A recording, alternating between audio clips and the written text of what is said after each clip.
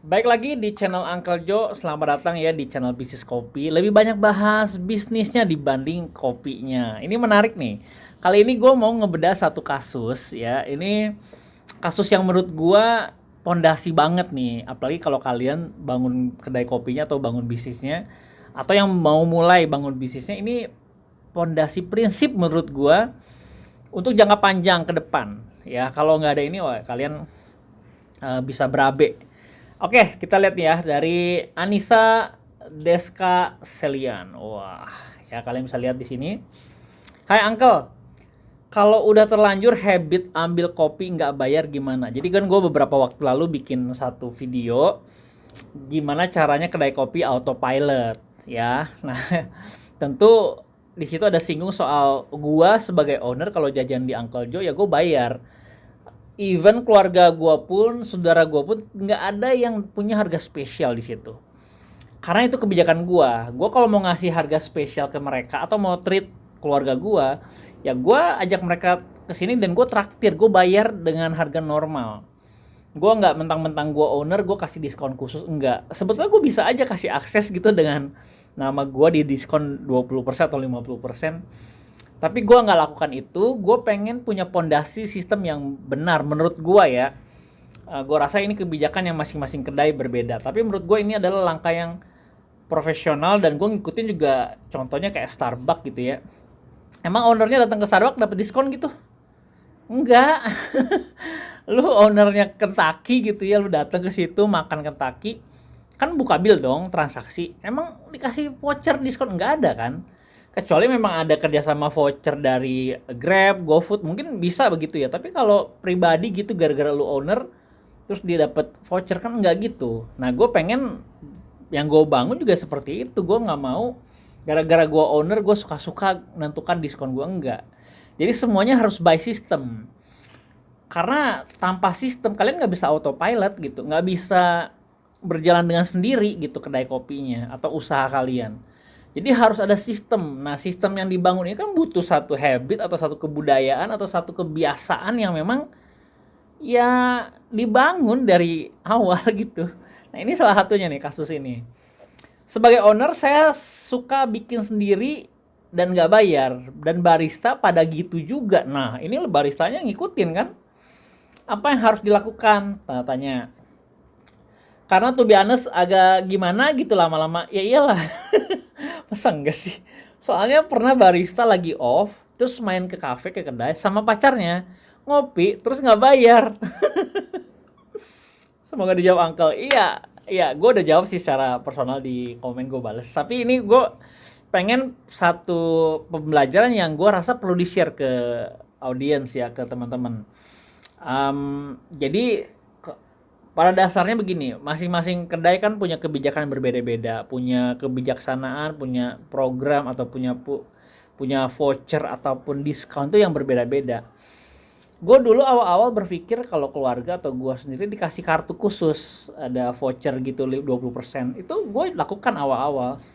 Tapi harus di by system, bukan gara-gara lu owner lu suka gitu ya lu bikin sendiri terus lu nggak bayar, tapi harus ada sistemnya. Nggak apa-apa lu seperti itu, tapi harus tercatat gitu dalam struk pembayaran, dalam struk sistem billing lu gitu. Itu perlu ada pencatatan, jangan keluar semena-mena gitu gara-gara lu owner ya lu makan minum secara gratis, nggak gitu.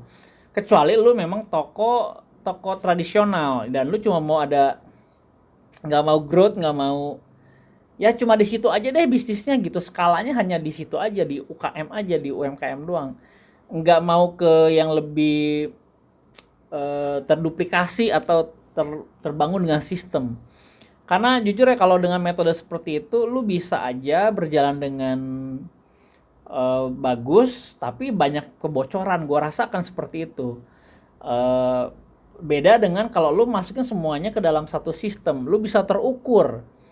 Nggak apa-apa lu makan gratis, minum gratis, mungkin di jatah sebulan lu ada satu apa ya, ada satu voucher yang lu buat di dalam sistem yang lu punya. Jatah minum kopi gue misalkan 10 cup gitu dalam sebulan, ya udah nanti pas gue minum berkurang tuh di apa di billingnya atau di sistemnya, berkurang dari 10 jadi 9 8 sampai misalnya tanggal 15 sudah habis. Berarti 15 sampai akhir bulannya kalau lu mau ngopi ya lu bayar. Jadi tergantung kebijaksanaan lu. Tapi masalahnya bukan boleh nggak bolehnya lu ngopi nggak bayar, tapi masalahnya semuanya ini harus ditaruh dalam satu sistem. Gitu ya. Kenapa gua tidak buat seperti itu buat gua? Aduh, karena gua ke kedai kopi orang lain juga bayar toh. Masa ke kedai kopi sendiri nggak bayar? Daripada belanja ke toko orang lain, ya mending ke toko sendiri kan. Uangnya juga masuk ke cash flow-nya Uncle Joe. Lalu di situ Uncle Joe juga menambah omset. Itu hal yang menurut gua positif buat bisnis gua juga. Dan secara habit ini terduplikasi sama anak-anak bar. Di Uncle Joe tuh anak-anak bar, mereka kalau minum kopi ataupun bikin menu di situ, mereka jajan bayar gitu tanpa gua suruh. Kenapa? Karena mereka menduplikasi ownernya gua pun di situ bayar gitu. Memang ada barang-barang, contoh misalkan kayak kalibrasi, kan tiap hari harus kalibrasi. Nah, kalibrasi itu kopi ya diminum, jangan dibuang. Nah, tentu barang kalibrasi ya tidak bayar. Atau gue lagi mau cari rasa baru atau R&D, gue nggak bayar. Kadang-kadang gue kalau misalkan lagi ada foto produk, kan ada bikin produksi tuh, barang yang dipotonya ya nggak bayar. Kan harus memang kepentingan marketing, kepentingannya si Uncle Joe untuk mendapatkan satu produk baru, foto baru untuk diposting di mana gitu, itu nggak bayar. Gitu ya, teman-teman perlu pahami itu ya. Jadi menurut gua lu sebagai owner harusnya lu memberikan contoh kepada barista atau karyawan lu bagaimana lu memperlakukan kedai kopi lu. Tapi kalau lu sampai harus terduplikasi sama barista, lu bawa ceweknya makan di tempat lu atau ngopi dan nggak bayar, wah itu sih agak parah ya. Kalau 10 orang coba, lu punya 10 barista, semua melakukan hal yang sama. Satu transaksi 100.000 kali 10 udah sejuta coy. Itu bahaya banget. Nah, saran gue kalau udah berjalan seperti itu, ya harus dirubah. Ini cara ngerubahnya ya, kalau menurut gue ada beberapa cara sih, beberapa opsi. Lu boleh ikutin, boleh juga enggak.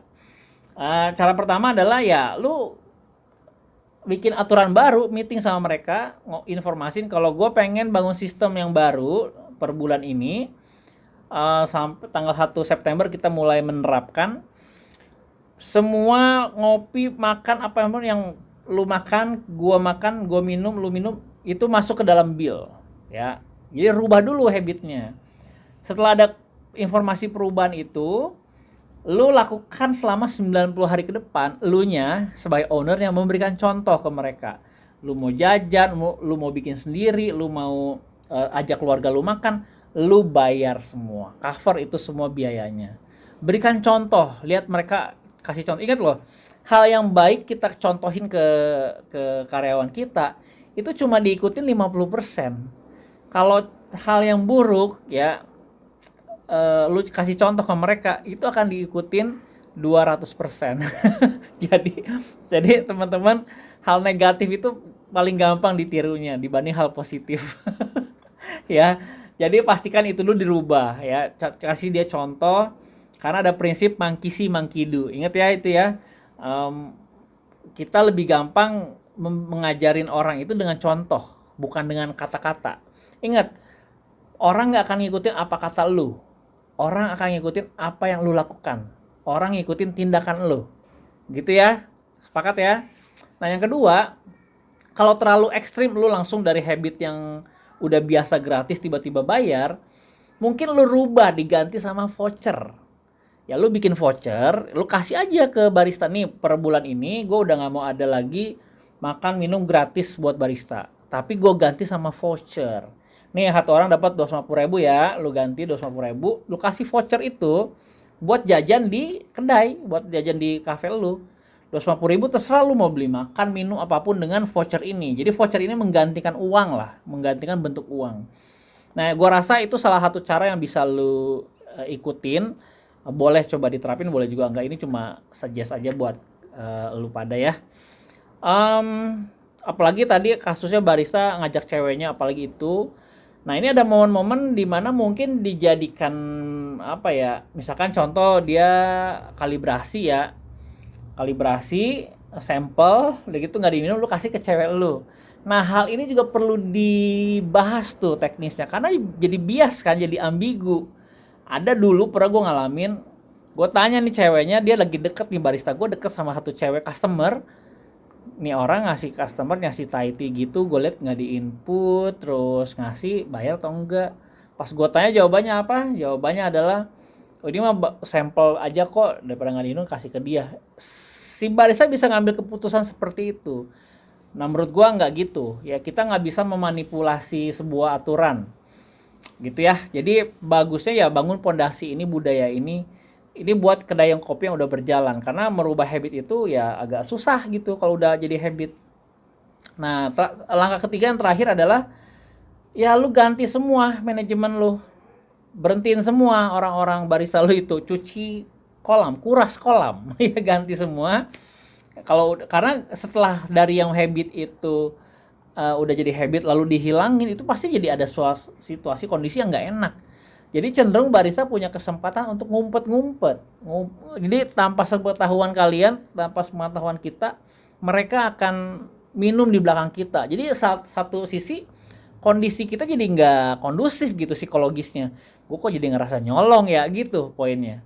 Nah baiknya sih memang langkah ketiga yaitu lu kuras aja semua, bubarin, ganti manajemen baru, orang-orang yang baru. Gua rasa gitu aja.